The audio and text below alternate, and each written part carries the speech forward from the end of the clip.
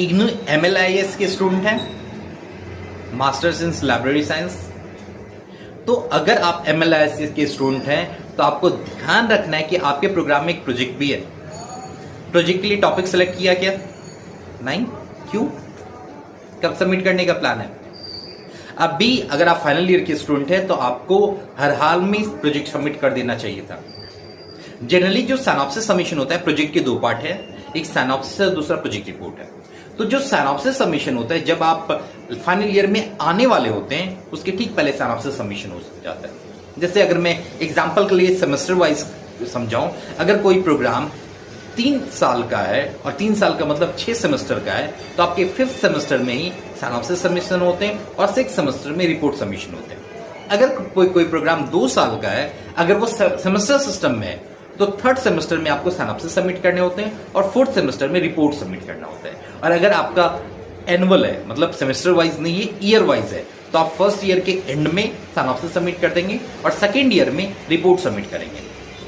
In case किसी वजह से आपका डिले हो गया है तो अभी सिनॉप्सिस सबमिशन चल रहे हैं, आप एक बार चेक कर सकते हैं अपने रजिस्ट्रेशन डिटेल को। प्रोग्राम टू प्रोग्राम ये थोड़ा बहुत वेरी कर सकता है, तो आपको टाइमली सिनॉप्सिस सबमिट करना है। और अगर आप इग्नू MLIS के स्टूडेंट हैं तो आपको एक यूनिक टॉपिक चाहिए होगा और इसमें आपको एक प्रॉपर लाइब्रेरी पे रिसर्च करना होता है। लाइब्रेरी कौन सा है? ऐसा नहीं कि कोई भी लाइब्रेरी चूज कर लिया, आप अपने नियर बाय लोकेशन में लाइब्रेरी चूज करना है, उस पर रिसर्च करना है। लाइक अगर आपने कोई भी लाइब्रेरी चूज कर लिया, मान के चलिए आप किसी और एरिया में, आप गोवा के स्टूडेंट हैं, आप उड़ीसा के स्टूडेंट हैं और दिल्ली के लाइब्रेरी पर रिसर्च करें, तो आप जस्टिफाई कैसे कर पा रहे हैं कि कैसे आपने रिसर्च किया?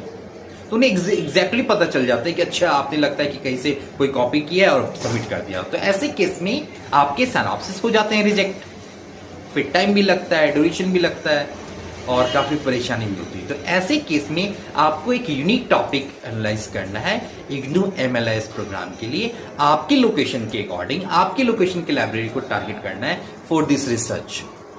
फिर जाके आपको एक प्रॉपर सिनॉप्सिस फ्रेम करना है, उसमें जितने भी फॉर्मेलिटीज हैं वो सब सबमिट करके एक स्पाइरल बाइंडिंग करा के आपको सबमिट करना होता है।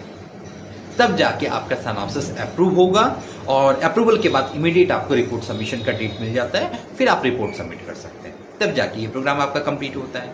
तो अगर कहीं कोई परेशानी हो रही है टॉपिक सिलेक्शन में तो आप हमें कांटेक्ट कर सकते हैं या कमेंट भी कर सकते हैं, मैं आपको टॉपिक के सजेशन भी दे दूंगा, है ना। फिर आप उस पर वर्क प्रोसेस कर सकते हैं या इनकेस नहीं हो पा रहा है तो सपोर्ट भी ले सकते हैं। तो ऐसी कोई भी क्वेरी है जहां पे आप स्टक हो रहे हैं इग्नू के MLIS प्रोग्राम के लिए, तो आप हमें कांटेक्ट कीजिए, सपोर्ट मिल जाएगा।